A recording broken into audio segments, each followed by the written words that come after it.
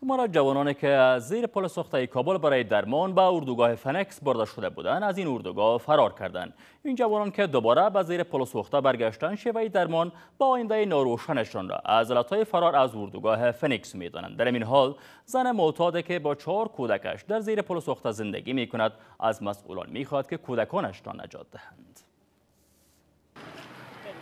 کناره‌های دریای کابل که به زباله‌دانی‌ها مبدل شدند، جاهای امنی برای بود و باش صدها معتاد مواد مخدر نیز هستند. این مرد که گواهینامه لیسانس در یک زبان خارجی دارد، چند ماه پیش از همینجا برای درمان به اردوگاه فنکس در کابل برده شده بود، اما اکنون دوباره به اینجا برگشته است. خوش نیستم. من 16 سال درس خوندم، معامله که روز با وطنم و وطندارم خدمت بکنم. میشه شما رو ببینیم؟ یکی از این معتادان برای نجات از سرمای زمستان برای خود و خانواده‌اش این سرپناه را ساخته است. اعضای خانواده‌اش شاید برای پیدا کردن پول بیرون رفتند.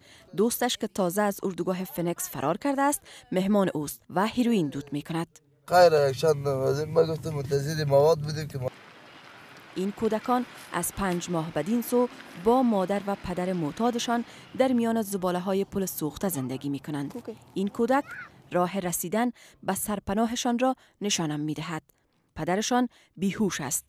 مادر این کودکان میگوید که 1 سال پیش در غزنی از سوی نزدیکان شوهرش معتاد شد. می‌خوایم تداوی شویم به خاطر مسئولیت.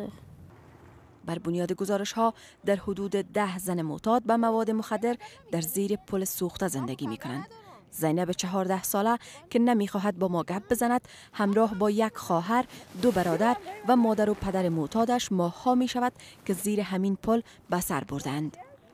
بر از اینا عملاً چیز میآیند برشان، اگه ما طور مستقیم بگیم بر از اینا میآیند توضیح میشن.